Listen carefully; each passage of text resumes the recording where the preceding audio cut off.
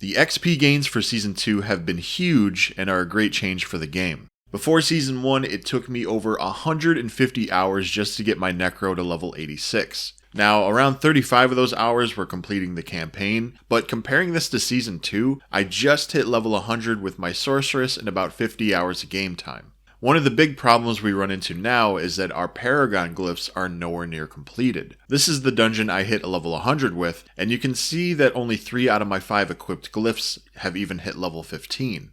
With the developers saying that the Abattoir of Zir event coming out in December is going to be very difficult, we want to make sure that our Paragon Glyphs are leveled all the way up, so I figured I would do what I did last season by creating a Nightmare Dungeon tier list, but this one specifically for the glyphs. Since we're focusing on speed for this, I'm just going to be steamrolling or just ignoring enemies. If I happen to get where I need to be and miss out on a large chunk of the dungeon, then that's perfectly fine.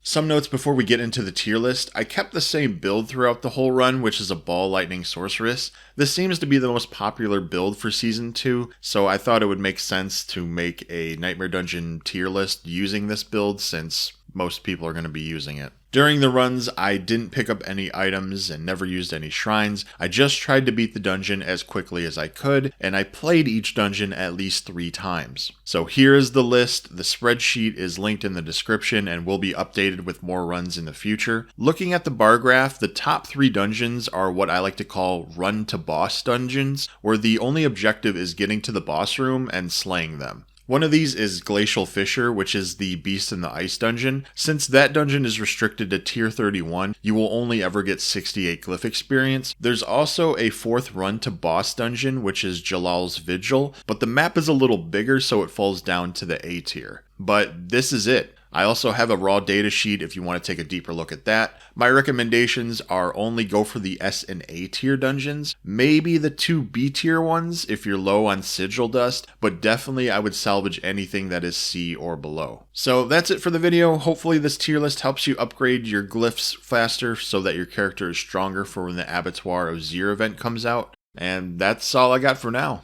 Talk to you soon.